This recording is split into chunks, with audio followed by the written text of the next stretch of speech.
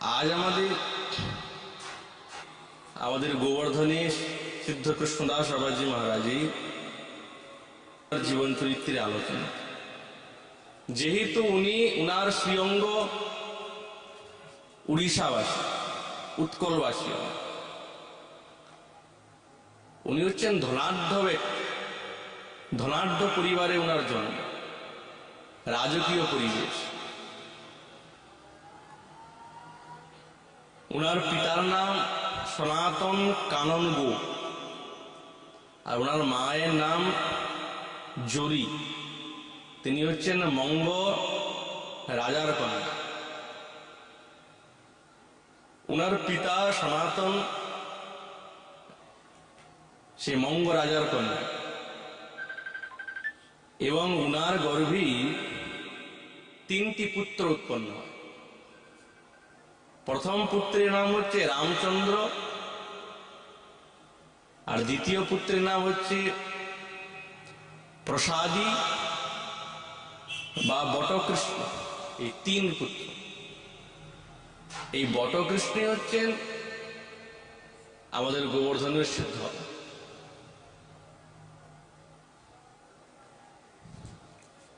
গোবর্ধনে বসবাস করে সাক্ষাৎ রাধা গোবিন্দের লীলা তত্ত্ব আস্বাদন করেছেন।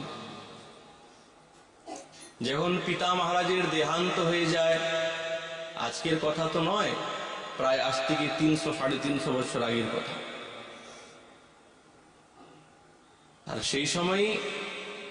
ওই সময়ই প্রায় সমস্ত সিদ্ধ হবাগণ ছিলেন। সূর্যকুণ্ডীর সিদ্ধ হওয়া, গোবর্ধনীর সিদ্ধ হওয়া,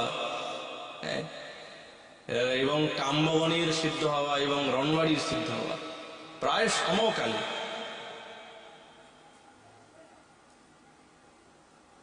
গুরুজন হিসাবে ছিলেন কাম্যবনের সিদ্ধ হওয়া সিদ্ধ জয় কৃষ্ণদাস বাবাজি মহারাজ। বাকি সিদ্ধ হবাগণ ওনাকে গুরুবুদ্ধি করতেন, বয়সে জ্যেষ্ঠ এবং প্রাচীন।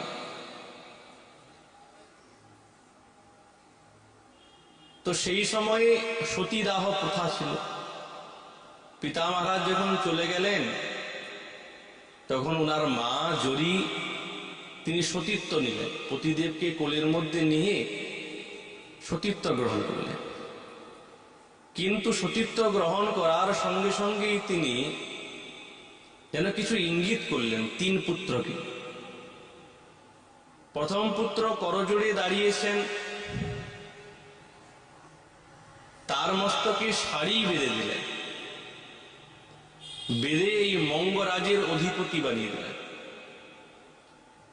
দ্বিতীয় পুত্রের মাথায় আরেকটা পাগড়ি দিয়ে বললেন, তুমি এই সংসারকে দেখবে। আর তৃতীয় পুত্র যিনি হচ্ছেন বটকৃষ্ণ, তাকে আশীর্বাদ করছেন স্বহস্তে, তুমি গিয়ে সাক্ষাৎ ভজনে প্রবিষ্ট হবে। সর্বপ্রথম মায়ের কৃপা প্রাপ্ত হলেন তিনি। যার গর্ভে এমন সন্তান জন্মগ্রহণ করেছে, সেই মাও কি আর কেউ সাধারণ? কেন বটকৃষ্ণের ভাবধারা বাল্যকাল থেকেই যেন ভগবানের দিকে আকর্ষিত হচ্ছে। ওই জন্য তিনি বুঝতে পেরেছেন এই বালক বৈরাগী হয়। আশীর্বাদ করলেন, তুমি বৃন্দাবনে গিয়ে ভজন করো। ওইখান থেকে উনি মুক্ত করে দিলেন। আর আশীর্বাদ যখন সম্পূর্ণ কাজ সমাপ্ত হয়েছে, আজকের পথ তো নয় যে যানবাহন আছে, সেই সময় পদব্রজে উনি সেই উৎকল থেকে এই ব্রজধামে এসে উপস্থিত হয়েছেন। পদব্রজে প্রায় 3টা মাস অতিক্রম। কতটা দূর! আর যিনি এখন এসেছেন, সেই ব্রহ্মকুণ্ড নিবাসী শ্রী বৈষ্ণবচরণ দাস বাবাজির নিকটে ভজন শিক্ষা করেন। ইনি কিন্তু নরোত্তম দাস ঠাকুর মহাশয়ের পরিবারের দীক্ষিত, অন্তর্ভুক্ত। এবং বাবাজি মহারাজের যখন অন্তর্ধান হয়ে যায়, উনার মনের মধ্যে খুবই আকাঙ্ক্ষা যে ছিল রূপ গোস্বামী পাদের দ্বারায় প্রকাশিত সেবিত শ্রী রাধা গোবিন্দজির সেবা করবেন। মনে খুব আকুলতা। কিন্তু সেই সময় তো বিগ্রহ জয়পুরে রাজার দ্বারে তিনি মন্দির নির্মাণ করে রেখেছেন এবং খুব দিব্য রাজকীয় ভাবে সেবা সুসম্পন্ন হয়। কিন্তু এই বিগ্রহ সেবাতে খুব আকুল। তিনি এসে উপস্থিত জয়পুরে, রাজার নিকটে নিজের নিবেদন করলেন, আকুতি বিনতি করলেন। রাজা মহারাজ দেখলেন যে বৈরাগী, খুব ভাবুক, তার প্রতি প্রসন্ন হয়ে তাকে সেবা দিলেন। দ্বার সেবা, কিছু অন্তরঙ্গ সেবা মাঝে মাঝে করতেন, দ্বার সেবাও করতেন। একদিন দুই দিন নয়, মারা 8-10 বছর সেবা করেছে নিরন্তর। প্রত্যেক দিন ভোজন প্রসাদী ভোগ এই সমস্ত ভোজন করেন। কিন্তু কি জানি ধীরে ধীরে ধীরে ধীরে মনের মধ্যে মন চঞ্চলতা হতে আরম্ভ হয়, স্থির হচ্ছে। নানা রকমের বিকার, নানা রকমের দুশ্চিন্তা এসে উপস্থিত হচ্ছে। মনে খুব সংশয় যে আমি গোবিন্দদেবের সেবা করছি এবং তার প্রসাদী ভোগ আস্বাদন করছি, কিন্তু আমার মনের মধ্যে এরকম দুশ্চিন্তা এবং আমার মন এত চঞ্চল কেন? কি আমার প্রশ্নের উত্তর দেবে? তার প্রশ্নের যথার্থ তিনি পেলেন না।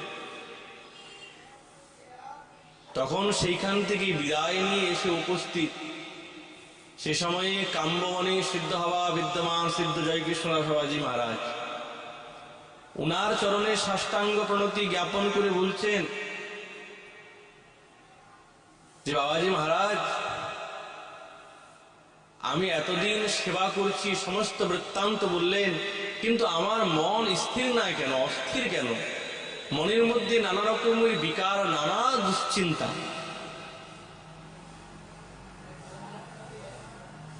কি করে আমি কিছু বুঝতে পারছি না। ব্যাকুল হয়ে এসেছেন উপস্থিত। তখন সিদ্ধ হওয়া উত্তর দিচ্ছেন, শোনো বাবা,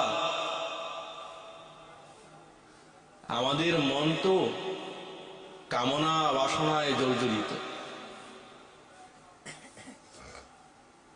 বলছেন দেখো, কোনো কাঁচা বৃক্ষকে কেটে যদি জলের মধ্যে ডুবিয়ে রাখা হয়, আর বহুদিন ডুবানোর পর হঠাৎ সেই কাঠটাকে উঠিয়ে যদি আগুন ধরানো হয়, তো আগুন কি ধরবে? কোনোদিন ধরবে না। ঠিক তদ্রূপ আমাদের মন জন্মজন্মান্তর কল্পকল্পান্তর কামনা বাসনারূপী এই জলের মধ্যে, সরোবরের মধ্যে ডুবানো আছে। আর একবারে উঠিয়ে যদি আমরা সেই প্রেমের বাতি আগুন লাগাতে চাই, তো ধরবে কি? কোনোদিন ধরবে না। ওই জন্যে আগে সাধনা ভজনা শ্রবণ কীর্তন রূপী এই রৌদ্রের দ্বারা এই কাষ্ঠকে শুষ্ক করতে হবে। তবে যদি এই প্রেম ভক্তির আগুনটা জ্বালানো হয়, তবেই দাউ করে জ্বলে যাবে, নাহলে জ্বলবে না। ভাষ্যে বর্ণনা আছে না, নবিনা সাধনের দেব জ্ঞান বৈরাগ্য ভক্তি ভি দদাতি স্বপদং শ্রীমান নতস্তানি বুধস্ত্রে ফ্রয়েত।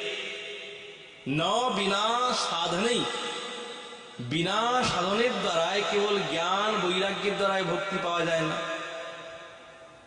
গোবিন্দ ভাষ্যে বলদেব বিদ্যাভূষণ পাদ বর্ণনা করেছে, ন বিনা সাধনেই, সাধনেই বিনা জ্ঞান বৈরাগ্য ভক্তি ভি, এর দ্বারাই কিন্তু স্বপদম ন দদাতি, যায় না। ওই জন্যে আমাদের ইন্দ্রিয়কে যথার্থ স্থির করতে হবে। ওই জন্যে অন্য দোষ সবার থেকে বড় দোষ। কিন্তু মহাপ্রসাদ তো দোষ কি করেছে? গোবিন্দদেবের ভোগ লাগানো প্রসাদী আস্বাদন করেছে, তাতেও যদি মনের মধ্যে বিকার আসে, তাহলে কি খাবে কি?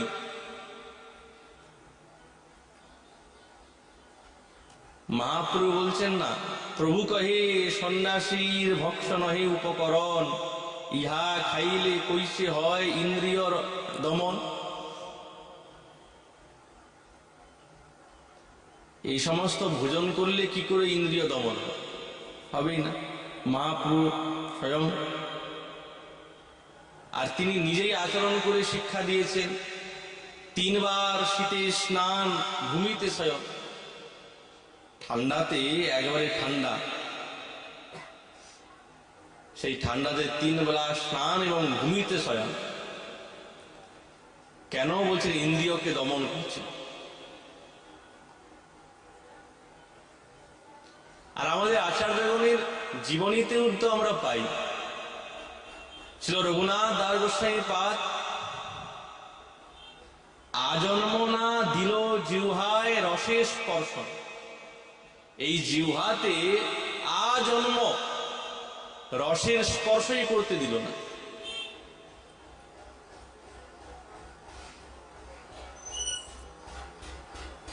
এবং কবিরাজ গোস্বামী পাদও বলেছেন, বিষয়ীর অন্যে হয় রাজস নিমন্ত্রণ। তাহলে এইরকম সিদ্ধান্তের দ্বারাই পাওয়া যায়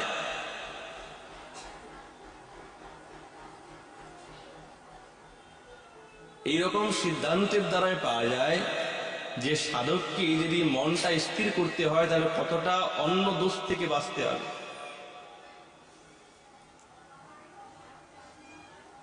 যেহেতু রঘুনাথ দাস গোস্বামী পাদ তিনি কিন্তু মহাপ্রসাদ, জগন্নাথের প্রসাদই মহাপ্রভুকে দিতেন, কিন্তু তবু তার এইরকম উক্তি, কতটা উচ্চকোটিতে চলে গেছে।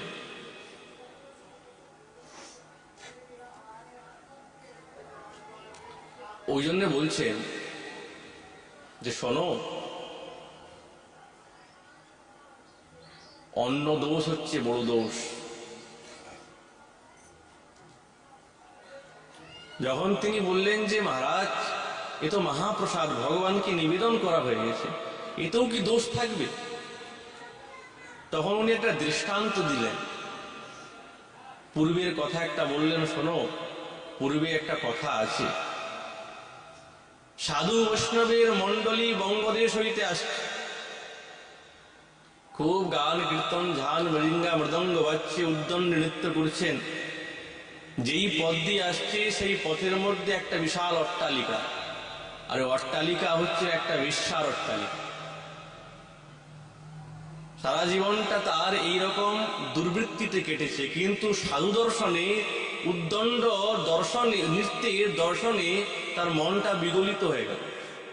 অট্টালিকা থেকে দৌড়ে এসে উপস্থিত, আর তাদের যে চরণ রজের মধ্যে বারবার ভুলুণ্ঠিত হয়ে গড়াগড়ি দিচ্ছে। আমাদের দর্শন শক্তিটা এমন যে মানবের মনটা পরিবর্তন করে দেয়। আর যদি এই অঙ্গের মধ্যে বৈষ্ণবের পদরজ স্পর্শ হয়ে যায় তাহলে তো আমাদের হৃদয়ের সমস্ত মালিন্য দূর হয়ে যায়। মহন্ত মহারাজের শ্রীচরণে সাষ্টাঙ্গ জ্ঞাপন করে বলছেন, প্রভু আপনাদের দর্শনে, আপনাদের এই দিব্য মুখারবিন্দে অমৃত হরিনাম শ্রবণ করে আমার কর্ণবিবরে প্রবেশ করা মাত্রে আমার হৃদয়টা শুদ্ধ হয়ে গেছে। আমার কাছে অনেক ধন সম্পত্তি আছে, গয়না গাটি আছে, আমি কৃপা করে আপনাকে দিতে চাই, আপনি সেবাতে লাগান, ভগবত সেবাতে লাগিয়ে দেন, এবং আমাকে আপনার শিষ্যা করুন, আমাকে দীক্ষা দেন। আত্মসমর্পণ করলেন। বলছে অবশ্যই তোমার সম্পত্তি সবকিছু ঐশ্বর্য আমরা গ্রহণ করব, কিন্তু তুমি আমার চরণে, বৈষ্ণবী চরণে আত্মনিবেদন করেছো, তোমাকে দীক্ষাও দেব। দীক্ষা মন্ত্র দিলেন, আত্মসাৎ করলেন। বলছে আমি যা বলবো তাই কিন্তু তোমাকে শুনতে হবে। হ্যাঁ গুরুদেব, যা বলবেন তাই।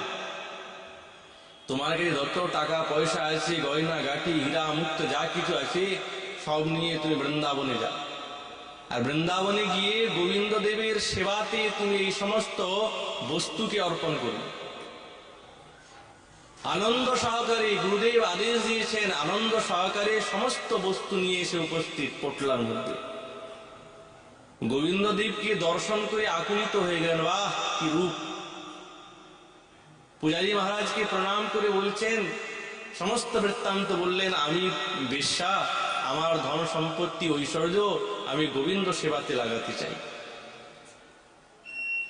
পূজারী মহারাজ সঙ্গে সঙ্গে না না তিরস্কৃত করলেন, তোমার এই সমস্ত বস্তু গোবিন্দ সেবাতে লাগবে না।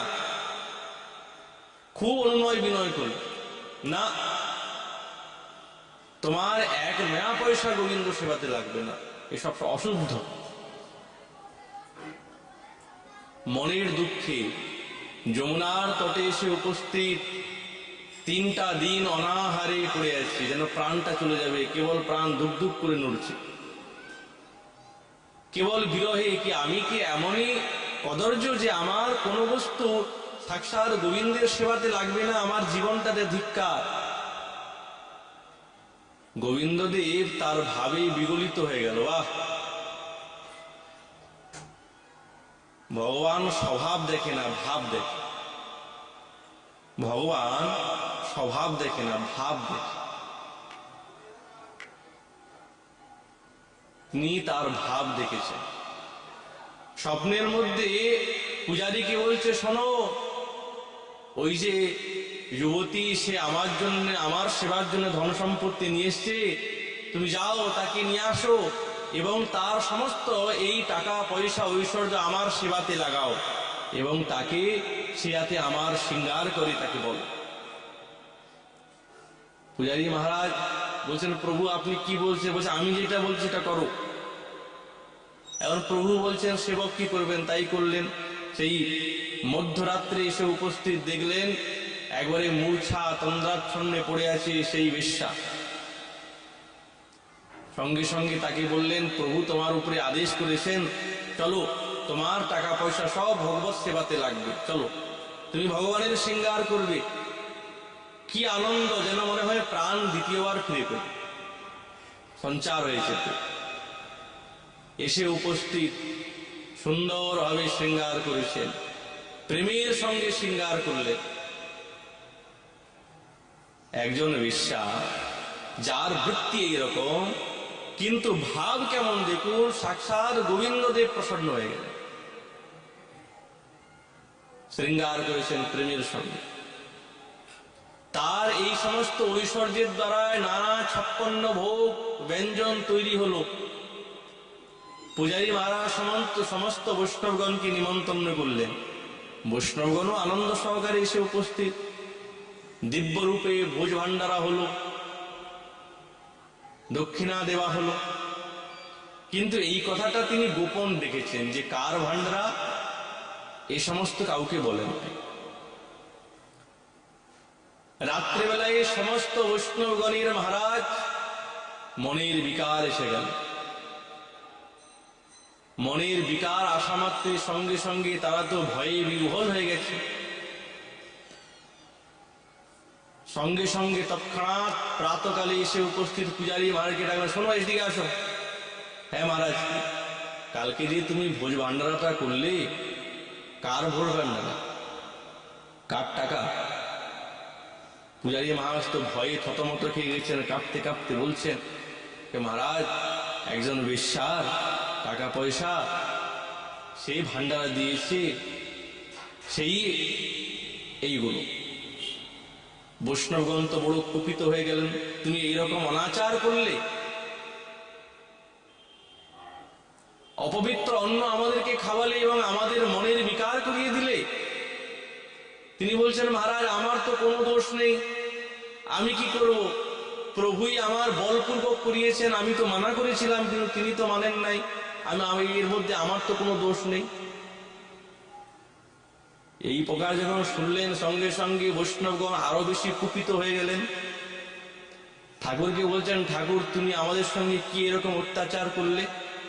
আমাদের ঘর বাড়ি বিষয় সবকিছু ত্যাগ করিয়ে বৈরাগী বানালে, আর বৈরাগী বানিয়ে এইরকম অসরণ্য খাবি আমাদের মনের বিকার করালে, এই প্রাণ আর রাখবো না। যত বৈষ্ণবগণ ছিলেন সব নিজের কুটির দরজা বন্ধ করে 3 দিন অনাহারে পড়ে আছে, এই প্রাণ আর রাখবো না। গোবিন্দদেব তাদের ভাব দেখে মনে মনে ভাবছে, স্বপ্ন আদেশ বলছেন, দেখো বৈষ্ণবগণ, তোমরা আমার প্রতি বৃথা কোপ করছো। মহাত্মাগণ বলছেন, কেন? কোপ করার কাজই তো আপনি করেছেন। আপনি সবকিছু ত্যাগ করিয়ে এইরকম অসৎ অন্ন ভোজন করিয়ে আমাদের মনের বিকার করালেন, এটা আপনার উচিত না। গোবিন্দ দেব বলছে, আমি কবে তোমাদেরকে বললাম যে এই সমস্ত ভোজন করতে হবে? আমি তো কোনোদিন বলি নাই, আমি তো বলি নাই তোমাদেরকে এই ভোজন করতে হবে। ভালো না খাইবে, ভালো না পরিবে, এই তো মহাপ্রভুর উক্তি। তোমরা খেতে গেছো কেন? আমি এই বস্তুকে ভোজন করতে সমর্থ। আমি তো তোমাদেরকে বলি নাই যে এরকম চব্যজ্যেষ্ঠ লেজ্জ পেয় খেতে হবে। অতএব তোমরা চিন্তা করবে না, তোমাদের দোষ নেই, আমি আমারই দোষ। কিন্তু আমি তোমাদের দ্বারায় আমি এই জগৎকে শিক্ষা দেবার জন্য আমি এই রকম লীলা করলাম, বাস্তবিক লীলা। যে বিষয়ের অন্ন খেলে যে মনের বিকার হবে, সে প্রসাদ হওয়া সত্ত্বেও এটা জগৎকে দেখানোর জন্য, তোমরা যেহেতু আমার প্রিয়জন, বৈষ্ণব আমার হৃদয়, ওই জন্য আমি কার দ্বারাই করাবো? তোমাদের দ্বারাই করিয়েছি। ওই জন্য মনের মধ্যে কোনো কোপ রাখবে না, তোমরা ভজন করো, সর্বসিদ্ধি পাবে। যখন বললেন, সমস্ত বৈষ্ণবগণ শান্ত হলেন। আর প্রভু বলছেন যে আমি তো এত ভোজন করতে বললাম না, তোমরা তো কণিকা নিতে পারবে, কণিকা নিলেই সমস্ত ভোজন হয়ে যায়। তোমরা যদি একবারে থালা ভরে মহারাজ 5টা করে রাজভোগ, 3টা করে রসগোল্লা যদি নাও, তাহলে তো মনের বিকার হবেই। প্রসাদ তো কণিকা নিতে হবে, সাক্ষাৎ গোবিন্দদেব বলছেন। আর এইটা শিক্ষার জন্য আমি তোমাদের দ্বারা এই জগৎকে ব্যক্ত করলাম।